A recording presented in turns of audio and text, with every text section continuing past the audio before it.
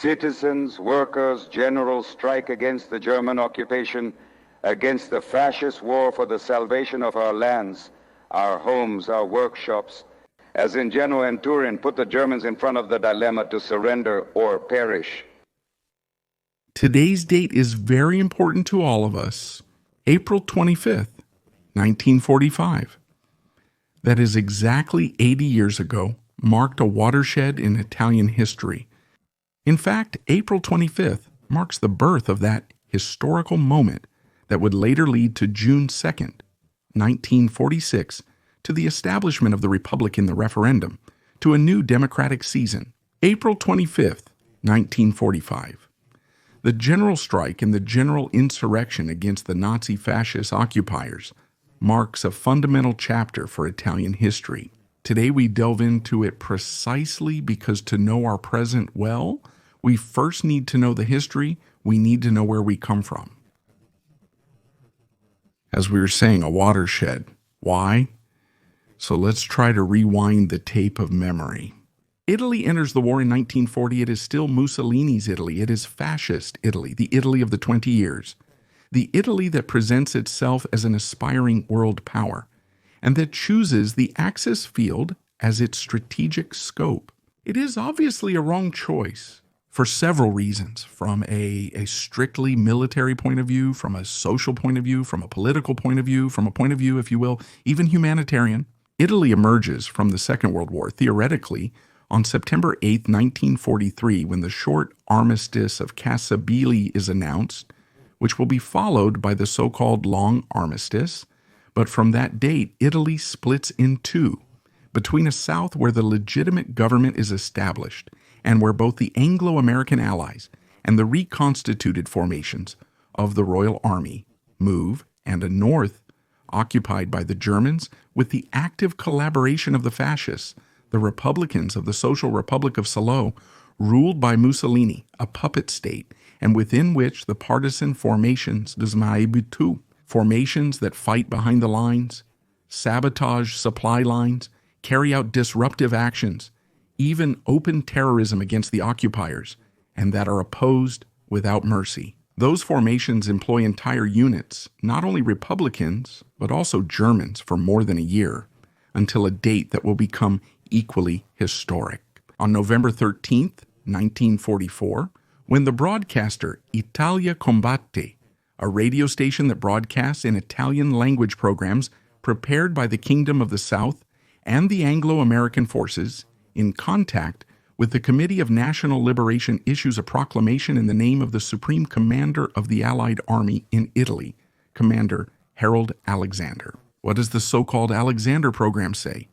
That the summer campaign is over, that the winter operations will only be for preservation, that the partisans are invited to cease large-scale operations to conserve ammunition, materials and weapons for future maneuvers, to always wait for instructions through the radio to continue to collect military news against the enemy, and to essentially wait for the new Anglo-American moves that will come after the winter campaign. The reactions to the Alexander Proclamation are certainly not enthusiastic. Alexander himself would never have imagined that that text, the faithful translation into Italian of his words, would have been taken as an invitation to exist, a sort of everyone at home. The discouragement within the partisan formations is evident, but immediately gives way to the will not to surrender, to continue to resist even though they believe that no more help will come. From the Anglo-Americans, at least in the cold winter months in northern Italy, the Committee of National Liberation to the National Liberation Committee of Northern Italy decides to plan the spring offensive, an offensive that will have to lead to the definitive liberation of the country. In the meantime, informal talks also continue, and above all secret. They take place beyond the Italian-Swiss border in Chiasso, and they are talks that involve two people who will have a central historical importance in our history.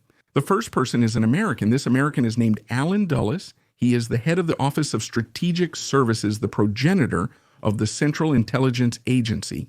Allen Dulles is indeed weaving a very complex plan, together with some generals, to convince the German forces to surrender or at least to retreat to the north.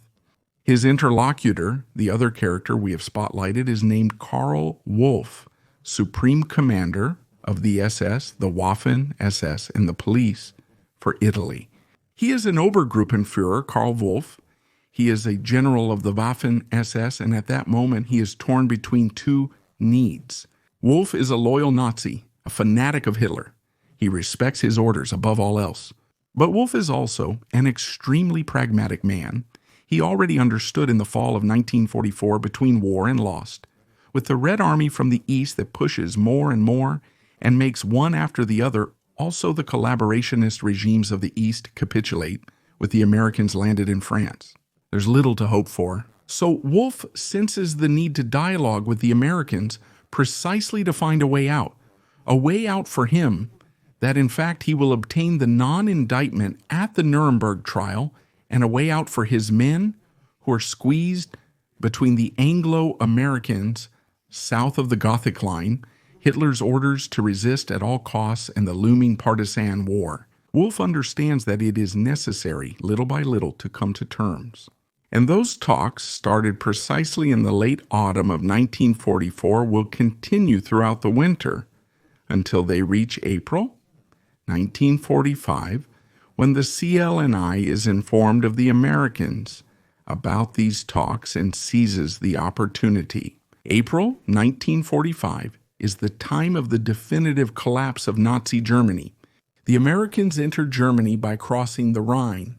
To the east, the Soviets cross the Oder-Vistula defensive line and come within sight of Berlin. And to the south, there's this situation crystallized from the winter, but with the American corners becoming increasingly pressing, now ready to overcome the Apennines in a rush and descend onto the Po Valley. Wolff begins to receive emissaries even from the very Committee of National Liberation Artificial Intelligence. He understands that he can no longer procrastinate. If Hitler has ordered him to resist at all costs, he himself knows that this is not possible. It's not possible, especially because the partisans, the Committee of National Liberation Artificial Intelligence, inform him of the imminence of a large, non-allied partisan offensive, and faced with the risk of continuous and indiscriminate guerrilla warfare in the streets. Wolff understands that even in Italy the war is lost, so he begins to negotiate. The negotiations are not simple, and they drag on week after week. However, when the Allies are close, when the Allies enter Bologna, preceded by a radio proclamation pronounced by none other than Enzo Biaggi, yes, the future great journalist, then Wolff understands that now he has to make a decision. He keeps this decision hidden from Mussolini and his hierarchs in the Italian Social Republic.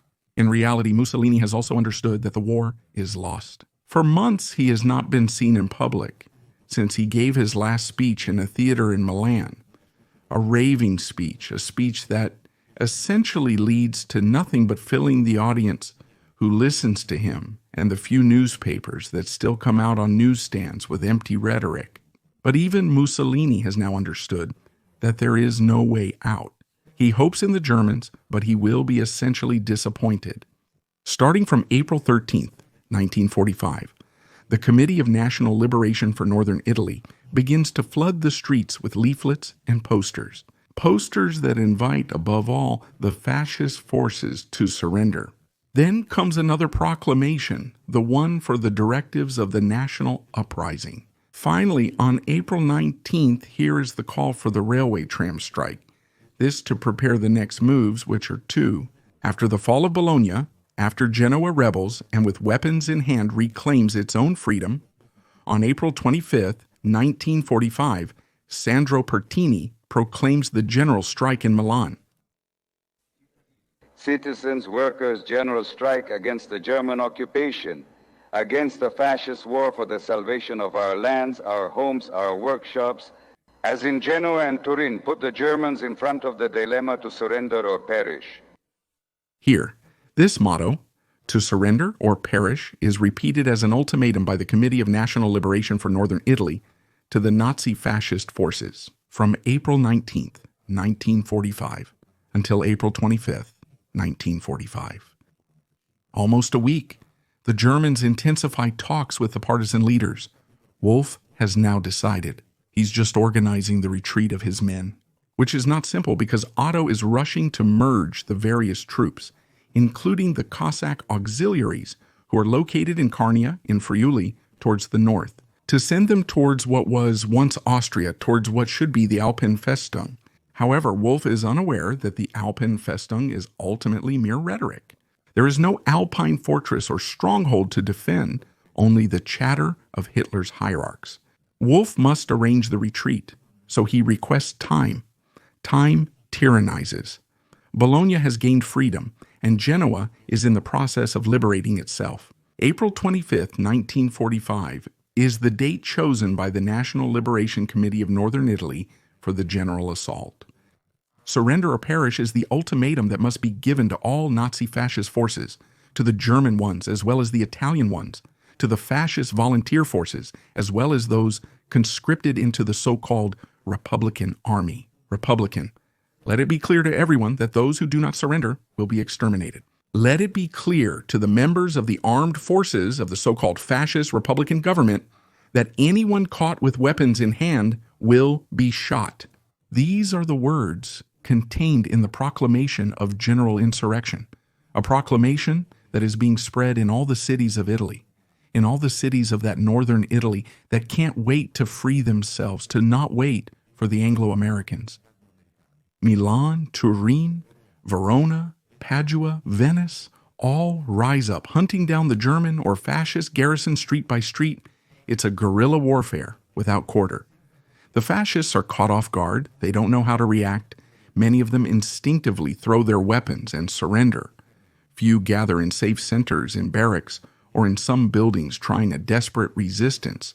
But one after the other, they are convinced and forced to surrender. It's the victory of the Committee of National Liberation for Northern Italy, but why is it necessary? Let's delve a little deeper. In the Committee of National Liberation for Northern Italy, practically all the democratic parties that have signed the Salerno Agreement find their place. These are the parties that have recognized the necessity to put before any political and parliamentary dispute the need to free the country. Afterwards, the next phase will be tackled, that of the formation of a new state, a new Italy. First, we must all fight together. The will to liberate the country before the Allies arrive comes from experiences already gained in various fields. One successful, another tragic. We have already seen them on our channel. The successful one, the liberation of Paris, August 1944. The city rises up and provokes the reaction of de Gaulle's Free French, and in turn, the Americans, who intervene in force and support the spontaneous uprising of the French partisans. The negative example is that of Warsaw, also in August 1944. The opposite happens there. The Warsaw Uprising is a long one, but it is also a divided uprising because Boromarowski's home army is not supported by the People's Army, and even worse, by the Soviets. The rationalist Poles are left alone to fight the Germans and to be massacred after weeks and weeks of desperate fighting. Doubt creeps in like a worm in the minds of the high command of the Committee of National Liberation Artificial Intelligence. And what if the Allies don't trust us? And what if the Allies, after that proclamation by Alexander, decided to leave the partisans on their own? And what if it ends up like Warsaw? Also, because we're not talking about big cities anymore, but a large part of the country that has to rise up in arms. It's one thing to liberate a small town, another thing to liberate a big city, and yet another thing to liberate an entire Po Valley. What tips the balance in favor of a general insurrection is precisely the choice of all the parties present in the CLNI towards this insurrection. There will be no distinctions, there will be no positions taken regardless, there will be no invitations to exist or to step aside.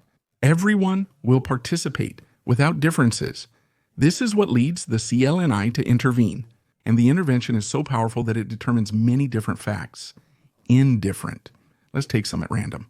In Verona, the Germans, however informed by the general command of the danger of an insurrection, are taken so unprepared by the sudden outbreak of the revolt that they decide quickly, in fury, not only for the evacuation of the city, but also to blow up the bridges over the Adige convinced that the Americans are just a few steps away from the southern outskirts of the city. It's not exactly like that, but in Turin and Milan, the partisan garrisons have such an effect that they force the German troops to retreat almost without firing a shot, and the fascists to scatter. Mussolini himself is forced to flee, a flight that will stop on Lake Como a couple of days later, when attached to a retreating German column and disguised in a rather crude manner by the German soldier, he will be recognized, separated from the rest of the column, and shot. Venice rises and manages to free itself on April 28, 1945. Other cities see partisan formations in the front line to root out the fascists house by house. Of course, there are countless episodes of petty revenge. It's clear, after a year and a half of deprivation, violence, and torture, there are those who want to settle the score. There are also almost incomprehensible episodes to the contrary, like the massacre that took place in Moreno at the end of April, carried out by German soldiers against the civilian population and partisan prisoners. Despite the higher orders from Karl Wolff to let it go in the beautiful spa town on the banks of the Pasirio, the last German massacre of the Second World War in Italy takes place. A strange particular episode, an episode that shows how sometimes the chains of command can break. The events of April 25, 1945 gave birth to a new Italy, an Italy that, however, will need a lot of time to consolidate, to find a balance. It will be found through the referendum of June 2nd, 1946, a referendum preceded by a heavy electoral campaign, also conditioned by the provocative choice of Vittorio Emanuele III to abdicate in favor of his son Umberto, the so-called King of May. A road, a path of reconstruction that will be hindered by the issues of the emerging Cold War. Think about the Eastern question, about Trieste, about its occupation by the Tito's troops. Then the New Zealand and English management, the drama of the eastern border and all that follows.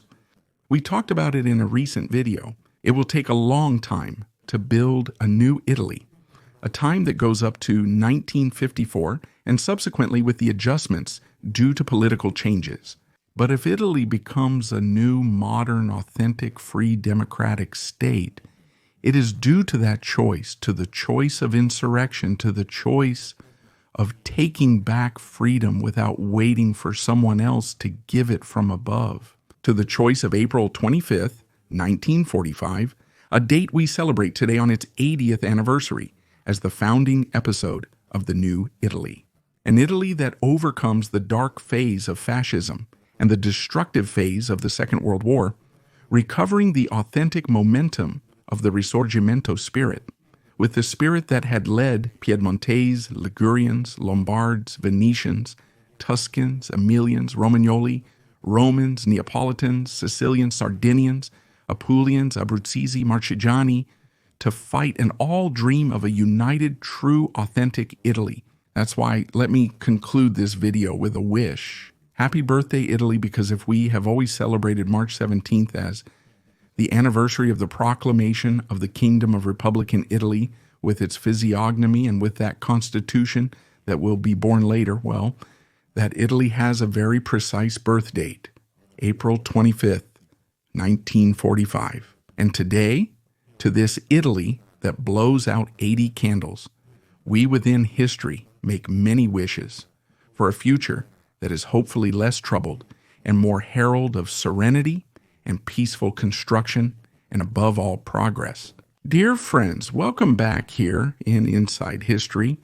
I urge you to request our free newsletter, a monthly newsletter that will arrive in your email boxes at the beginning of each month with many, many, many contents. Our editorials, our exclusive stories, our monthly timelines, our reading and viewing proposals, and much, much more. An exclusive service designed for you who follow us, and that will make you enter even more into the universe of Inside History. So what are you waiting for? Request our absolutely free newsletter.